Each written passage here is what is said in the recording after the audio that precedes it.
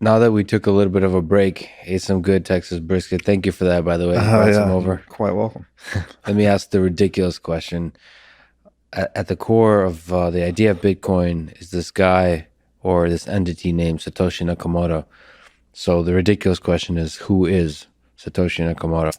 And first of all, is it you? It's not me. I wish. And is this an interesting question? Or is it just something about our human nature that always tends towards mystery? Well, as we've touched on a bit today, mythology, in my opinion, is something that is intrinsic to how we see the world in a lot of ways. Like it's kind of the structure by which we build these useful fictions. And so in that way, you could just say that Satoshi is the godhead of Bitcoin, effectively. And I think a compelling argument could be made that his disappearance is what really solidifies Bitcoin's decentralization. Because if there were one individual to personally vilify or denigrate or attack, to disparage or question the motives of, if he's out in the Hollywood Hills partying, everyone knows he's got 1 million Bitcoin, it would just kind of tarnish the entire project in a lot of way. But the fact that on that theme, something for nothing, this guy actually gave humanity something for nothing. And it appears that he didn't profit in any way. He, she, or they. I actually heard recently that he identified as a he in some of his communications. So it sounds like it is a he.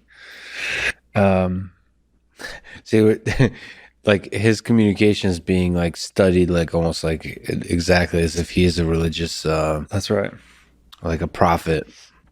Yep. Yeah. I mean, it's fascinating to imagine that he's still alive and living in this world. Mm-hmm. And it's even more fascinating to imagine that he's perhaps participating in the Bitcoin community.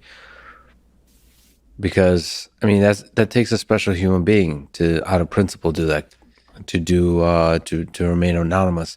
That's very much the George Washington. Yeah, I always wonder like how many people are like that. There's a cliche that like absolute power corrupts. Absolutely, like power corrupts. But it seems like the progress of humanity depends on the people whom power doesn't corrupt. Interesting. And it's enough to have just a small selection of those. Yeah. And even if most of us are too weak, we give in to power if given the chance. All it takes is a few. I've never thought of it like that, but Marcus Aurelius immediately came to mind. Yeah. The guy that he had the keys to the kingdom, and he apparently adhered to the Stoic virtues until the end. But yeah, I agree with Satoshi. The other thing that's interesting is he would be by far the most wealthy person in the world on a liquid asset basis, because he has 1 million Bitcoin, which is 60 billion liquid net worth at current prices. So if he is still alive and just operating in the world, he is daily and moment to moment resisting massive incentives to go and just be the richest guy in the world. He's the ultimate hodler. Yeah. Yeah. Yeah. It's turning down not just financial success, but also fame. Mm-hmm. I mean, fame is another drug. It's a kind of power, but it's in itself is also a drug, especially in this modern society, in this attention. And he would have both. He would have both. Yeah. It's fun to imagine who it could be. It's fascinating if it's somebody like you or somebody like Elon or somebody like that.